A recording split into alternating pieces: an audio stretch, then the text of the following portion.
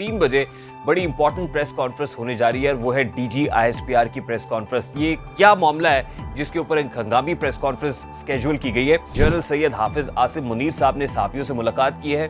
सहाफियों से मुलाकात क्यों करना पड़ी? ये पहली मुलाकात है जो आसिम मुनीर साहब ने सहाफियों से की और सहाफियों को ब्रीफ किया है। पाकिस्तान मुस्लिम लीग नून और पाकिस्तान पीपल्स पार्टी दुबई में है। सोच विचार इन दो के दरमियान जारी है। कम से कम 10 साल की प्लानिंग हो रही है कि अगले 10 सालों में मुल्क की सियासत का नक्शा क्या होगा और ये बातें सारी दुबई में बैठ के हो रही हैं। चार्टर ऑफ डेमोक्रेसी पार्ट 2 के अंदर अब ये देखना है कि अगला वजीर आजम किसका है। लाइकली दिखाई ये दे रहा है कि अगला वजीर आजम पाकिस्तान मुस्लिम लीग नून से होगा। तो वो क्या शहबाज शरीफ होंगे, क्या नवाज शरीफ होंगे, क्या मरियम नवाज होंगी? अब आसिम मुनीर साहब भी जाहिर चाहेंगे कि जो भी हो, वो पीपल्स पार्टी हो, पीएमएलएन हो, 3 अगले साल कौन देगा, अगले 3 सालों की बात कौन करेगा? क्योंकि अल्टीमेटली तो हुकूमत ने ही रास्ता निकालना है, एक्सटेंशन हुकूमत ने देनी है और वो देनी पड़ेगी भी। अस्सलाम वालेकुम मेरे सादा से पाकिस्तानियों, मेरा नाम रेहान तारिक है और आप मेरा यूट्यूब चैनल और फेसबुक पेज देख रहे हैं। ये वीकेंड इंतहाई हंगामा खेज रहा है सियासी एतबार से और दुबई पाकिस्तानी सियासत का मैदान कारजार बना हुआ है। दुबई में क्या हो रहा है इस पर जरूर बात करेंगे, लेकिन आज 3 बजे बड़ी इंपॉर्टेंट प्रेस कॉन्फ्रेंस होने जा रही है और वो है डीजी आईएसपीआर की प्रेस कॉन्फ्रेंस। ये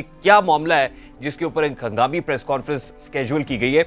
और उससे पहले गुज़श्ता रोज chief of the army staff general Syed हाफिज आसिम मुनीर साहब ने सहाफियों से मुलाकात की है। सहाफियों से मुलाकात क्यों करना पड़ी? ये पहली मुलाकात है जो आसिम मुनीर साहब ने सहाफियों से की और सहाफियों को ब्रीफ किया है। उनकी तरफ से भी जाहिर है जब सहाफी इकट्ठे होते हैं तो जो मुल्क की सियासत से जुड़े हुए सवालात हैं ये ना हो, ये कैसे हो सकता है? और ऐसे मौके पर जब फौज और आसिम मुनीर साहब खुद को ये कहते हैं कि वो न्यूट्रल हैं, ए पॉलिटिकल हैं, वो सियासी लोगों से नहीं मिलना चाहते हैं, तो ये मुलाकात क्यों की गई थी? इस मुलाकात को करने का मकसद क्या था? क्या हालात व वाक़यात इस वक्त बन रहे हैं? इस सारे मामले पर बात करेंगे, लेकिन एक इंपॉर्टेंट खबर आज सुप्रीम कोर्ट ऑफ पाकिस्तान से भी आई है, जहां पर सिविलियंस के मिलिट्री कोर्ट में ट्रायल के खिलाफ दायर दरखास्तों पर समाअत हो रही है। और इस समाअत के अंदर इंपॉर्टेंट चीज़ ये है कि 9 रुकनी बेंच था, 9 रुकनी बेंच टूटा। जस्टिस काजी फाइज़ी, जस्टिस सरदार तारिक मसूद अलहदा हुए और फिर उसके बाद आज मंसूर अली शाह साहब भी बेंच से अलहदा हो गए, क्योंकि वफाकी हुकूमत ने आज उनकी बेंच में मौजूदगी पर एतराज़ इसलिए उठाया था कि वो साबिक chief justice of Pakistan justice Jawad Khawaja, जो इस केस में पटिशनर है, उनके अजीज़ हैं, उनके रिश्तेदार हैं। वैसे तो जस्टिस मंसूर अली शाह ये बात खुद बता चुके थे कि अगर किसी को एतराज़ है, मैं जवाद ख्वाजा साहब का रिश्तेदार हूँ, अगर किसी को एतराज़ है तो बता दें। लेकिन उस वक्त अटॉर्नी जनरल ने कहा था कि हमें कोई एतराज़ नहीं है। आज बड़ी कमाल महारत के साथ हुकूमत ने कह दिया कि हमें एतराज़ है, क्योंकि हुकूमत भी इस मामले को खटाई में डालना चाहती है। वो चाहती है कि मामला यूँ ही लटकता रहे, बेंच वेंच टूटते रहें, ये तारीखें पढ़ती रहें। और कभी इम्कानात ये हैं कि दोबारा जब 6 रुकनी बेंच बैठेगा तो 6 रुकनी बेंच फिर टूट जाएगा और इम्कानात ये जाहिर किए जा रहे हैं कि जस्टिस या आफरीदी खुद को बेंच से अलहदा कर लेंगे, जिसके बाद 5 रुकनी बेंच रह जाएगा। 5 रुकनी बेंच वही बेंच है जो इंतखाबात केस का मामला भी सुन रहा था, यानी लाइक माइंडेड जजेस। आज लाइक माइंडेड जजेस से मुतालिक चीफ जस्टिस ने रिमार्क्स में कहा है कि हमें लाइक माइंडेड जजेस कहा जाता है, लेकिन हम रिस्ट्रेंट का मुजाहरा करते हैं। वो अपने फैसलों से मुतालिक ये कहते हैं कि जो फैसले करना है वो हमारा काम है, लेकिन फैसलों पर अमल दरामद के लिए हमारे पास छड़ी नहीं है। यानी छड़ी वालों पर भी उन्होंने तनकीद की है। और इरफान कादिर साहब ने हमारी शो में ये कहा था कि establishment supreme court of Pakistan को इधर उधर नहीं होने देगी, फौज अपने इस मामले के ऊपर पहरेदारी करेगी और फौज खुद ही मामला ठीक करा लेगी। तो अब ये जो 5 रुकनी बेंच बच जाएगा, जो लाइकली 5 रुकनी बनता हुआ दिखाई दे रहा है, इसके फैसले की कोई वक़्त नहीं होगी, कोई अहमियत नहीं होगी, ना हुकूमत मानेगी, ना इस्टेब्लिशमेंट यानी फ़ौज इसको तस्लीम करेगी। अब आसिम मुनीर साहब ने जो मुलाकात सहाफ़ियों से की है, उसमें सहाफ़ियों की तरफ से आसिम मुनीर साहब से सवालात किए गए कि इमरान खान बार बार ये कहते हैं कि वो आपसे मिलना चाहते हैं, फ़ौज से मिलना चाहते हैं, बैठ कर मामला को हल करने की बात कर रहे हैं, तो आप उनको मौका क्यों नहीं देते हैं? इससे पेशतर इमरान खान साहब गुज़श्ता रोज़ी खिताब में एक बार फिर ये कह चुके कि वो चाहते हैं कि उनकी आसिम मुनीर साहब से मुलाकात हो जाए।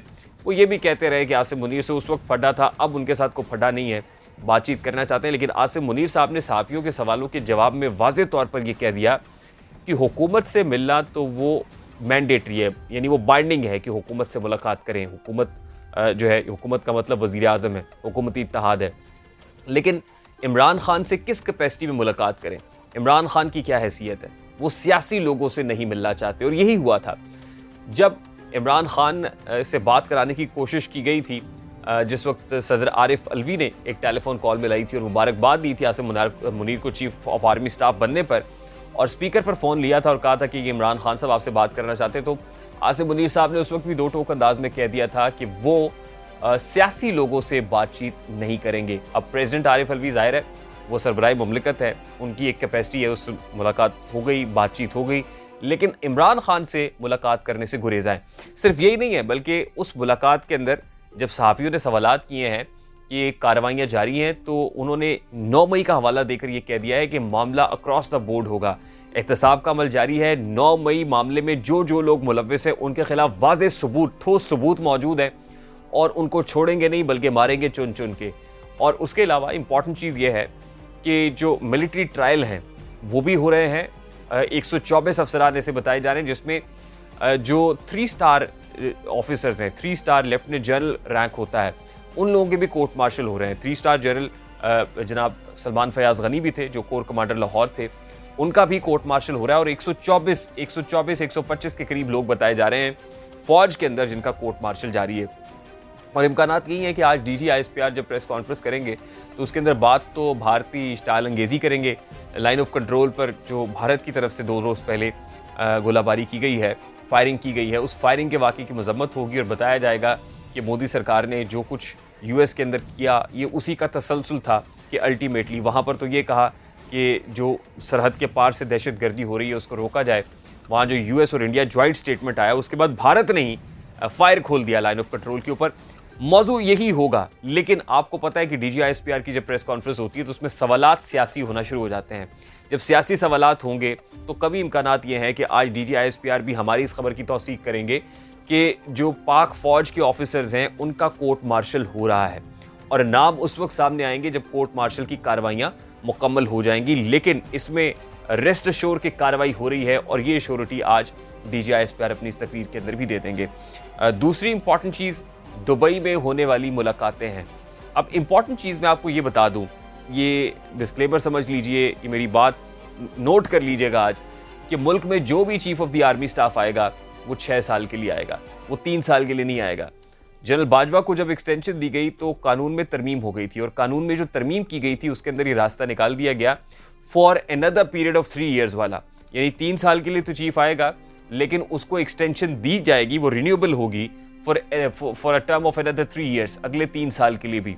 तो अभी जाहिर है आसिम मुनीर साहब भी ये चाहेंगे कि वो 6 साल, और जो प्रोजेक्ट्स इस वक्त मुल्क के अंदर लॉन्च हो रहे हैं, जो इकोनॉमी का नक्शा खींचा गया है ख़ासतौर पे स्पेशल इन्वेस्टमेंट फैसिलिटेशन काउंसिल के क़याम के साथ, और जिसमें फ़ौज यकीन दहानियाँ करा रही है, तो बहुत सारे ऐसे इंटरनेशनल कंट्रीज़ हैं जो ये चाहते हैं कि इस्टेब्लिशमेंट में भी जल्दी तब्दीलियाँ ना हो, हुकूमत में भी उतनी तेज़ी से तब्दीलियाँ ना हो, क्योंकि यहाँ पर अगर अनसर्टेनिटी होगी तो उन प्रोजेक्ट्स का फ्यूचर क्या होगा। वहाँ पर तो सियासी तख्तियाँ लगेंगी, लोग सियासी फैसलों को रद्दी की टोकरी में फेंकेंगे और अपना फैसला कर लेंगे। तो इस्टेब्लिशमेंट का भी इस सेटअप का ज़्यादा देर तक बरकरार रहना ज़रूरी है, हुकूमती सेटअप का भी ज़्यादा देर तक बरकरार रहना ज़रूरी है। अब आसिम मुनीर साहब भी ज़ाहिर चाहेंगे कि जो भी हो, वो पीपल्स पार्टी हो, PMLN हो, 3 अगले साल कौन देगा, अगले 3 सालों की बात कौन करेगा, क्योंकि अल्टीमेटली तो हुकूमत ने ही रास्ता निकालना है, एक्सटेंशन हुकूमत ने देनी है और वो देनी पड़ेगी भी, ये मैं आपको बताऊँ, वो देनी पड़ेगी।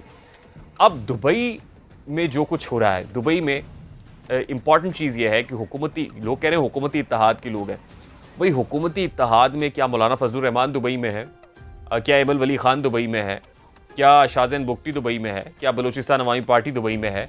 नहीं, दुबई में 2 बड़े हैं जो इंपॉर्टेंट हैं, आसिफ अली जरदारी और मियां नवाज शरीफ, उसके बाद बिलावल भुट्टो और मरियम नवाज शरीफ, उसके बाद शहबाज शरीफ साहब को भी दुबई में पहुंचना है। यानी किस्सा मुख्तसर ये कि पाकिस्तान मुस्लिम लीग नून और पाकिस्तान पीपल्स पार्टी दुबई में है। सोच विचार इन 2 के दरमियान जारी है। अब सोच विचार का रुख क्या है, किबला क्या है, समत क्या है, वो बड़ी इंपॉर्टेंट है।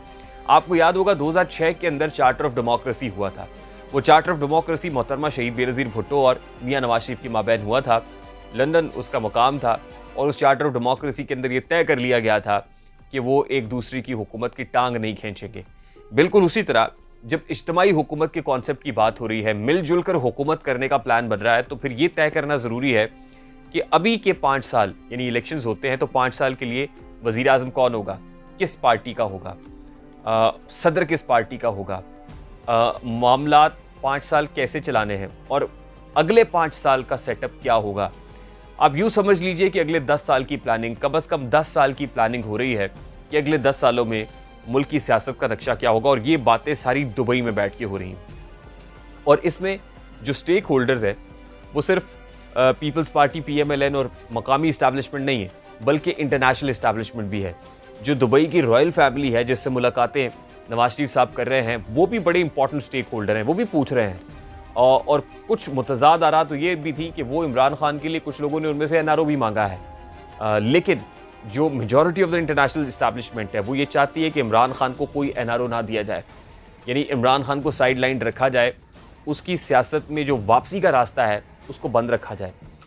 अब जो इंटरनेशनल इस्टेब्लिशमेंट है, ज़ाहिर है जिन्होंने पैसे वैसे देने हैं, जो मुल्क की इकॉनमी के बहुत बड़े ज़ामिन हैं, वो भी ये चाहेंगे कि उनकी मर्ज़ी शामिल हो, पाकिस्तानी सियासत में क्या होना है, क्या नक्शा बनना है, उनकी मर्ज़ी के मुताबिक हो, तो उसको वो पैसे देंगे। अब ज़ाहिर है आसिफ अली जरदारी साहब भी दुबई में रहे हैं, वो भी दुबई के बहुत क्लोज़ हैं। वहाँ पर उनकी मुलाकातें मलिक रियाज से भी हुई। वादा माफ गवाह बनने वाली खबर भी हमने आपको दे दी थी कि अल्टीमेटली इमरान खान का रास्ता मलिक रियाज के रास्ते भी रोका जाएगा। उसके बाद अब जो मुलाकात होगी उसके अंदर जो इम्पॉर्टेंट चीज़ें हैं वो इकोनॉमिक चीज़ें हैं और सियासी चीज़ें हैं। चार्टर ऑफ इकोनॉमी पर दस्तखत करने की बात खुद आसिफ अली जरदारी ने कर दी थी कि मैं तैयार हूँ, आपने चार्टर ऑफ इकोनॉमी करना, मैं तैयार हूँ। तो एक डॉक्यूमेंट इकोनॉमी का तो बन रहा है और इस्टेब्लिशमेंट ने कहा है कि आप उस जो डॉक्यूमेंट है उसके ऊपर सिग्नेचर्स करें कि आज जब इस्टेब्लिशमेंट भरपूर तरीके से खुद ये कर रही है, फ्रंट लाइन पर है, जब दोस्त ममालिक ने जो गारंटीज़ हैं वो खुद आसिम मुनीर साहब ने ली हैं, यानी फ़ौज ने ली हैं, तो फ़ौज ये चाहेगी कि जो पॉलिटिकल स्टेक होल्डर्स हैं बैठ के उस एग्रीमेंट की तौसीक करें, आज करें, कि कल को जो भी आएगा आप में से इसको चेंज नहीं करेगा। तो वो जो चार्टर ऑफ इकोनॉमी है ना, उस पर दस्तखत इन दो पार्टीज़ के माबैन हो रहा है। दूसरा चार्टर ऑफ डेमोक्रेसी पार्ट 2 है। चार्टर ऑफ डेमोक्रेसी पार्ट 2 के अंदर अब ये देखना है कि अगला वजीर आज़म किसका है। लाइकली दिखाई ये दे रहा है कि अगला वजीर आज़म पाकिस्तान मुस्लिम लीग नून से होगा। अब क्वेश्चन ये है कि अगर नून लीग से होगा तो वो क्या शहबाज शरीफ होंगे, क्या नवाज शरीफ होंगे, क्या मरियम नवाज होंगी? ये बड़ा इंपॉर्टेंट सवाल है। इस सवाल का जवाब समझ लेने के लिए हमें 2-3 रोज़ पहले बिलावल भुट्टो जरदारी की पार्लियामान के अंदर तकरीर की तरफ जाना पड़ेगा, जिसमें वो शहबाज शरीफ साहब की तारीफ़ें कर रहे थे, उनके नाम की तस्बीह पढ़ रहे थे। वो कह रहे थे कि मैंने आज तक ऐसा प्राइम मिनिस्टर नहीं देखा। अब आप ज़रा तवज्जो कीजिए उन अल्फाज के ऊपर जो बिलावल साहब ने अदा किए, और उस दिन सब हैरान थे कि बिलावल साहब शहबाज शरीफ की इतनी तारीफ़ें क्यों कर रहे हैं। हमारी इतलात के मुताबिक पीपल्स पार्टी को शहबाज शरीफ सूट करता है और पीपल्स पार्टी ये चाहती है कि शहबाज शरीफ के साथ वर्किंग रिलेशन को स्ट्रॉन्ग किया जाए। अब पीपल्स पार्टी ही को शहबाज शरीफ सूट नहीं करता, बल्कि इस्टेब्लिशमेंट को भी शहबाज शरीफ सूट करता है। वो इसलिए सूट करता है कि शहबाज शरीफ खासा फ्लेक्सिबल है, इस्टेब्लिशमेंट बासानी शहबाज शरीफ से अपना काम करा सकती है। नवाज शरीफ इसलिए सूट नहीं करता कि एक तो नवाज शरीफ ने टक्कर दी इस्टेब्लिशमेंट को, फौज के खिलाफ जो कुछ बातें की।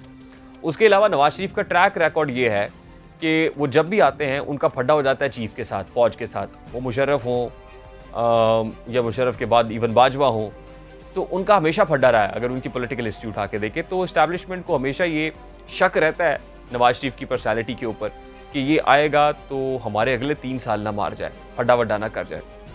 वो जामिन बीच में फिर भी शहबाज शरीफ को होना पड़ेगा। लेकिन शहबाज शरीफ की अगर जनरल वर्कर इजलास से नून लीग के तकरीर देखी जाए तो उन्होंने कहा था कि ये अमानत है नवाज शरीफ की, नवाज शरीफ पाकिस्तान आएंगे और चौथी बार मुल्क के वज़ीर आज़म बनेंगे।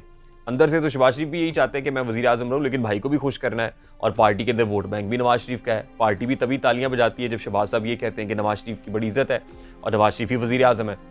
अब ये मामला भी तय हो रहा है दुबई के अंदर कि अगला वज़ीर आज़म कौन होगा।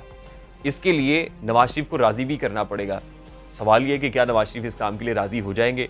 वैसे तो उनकी जो डिस्क्वालिफिकेशन है उसका रास्ता भी आसान कर दिया गया पार्लियामान के थ्रू, वो 5 साल तक कर दी गई है, यानी जो लाइफ टर्म डिस्क्वालिफिकेशन है वो नहीं होगी, बल्कि नाहली सिर्फ 5 साल की होगी।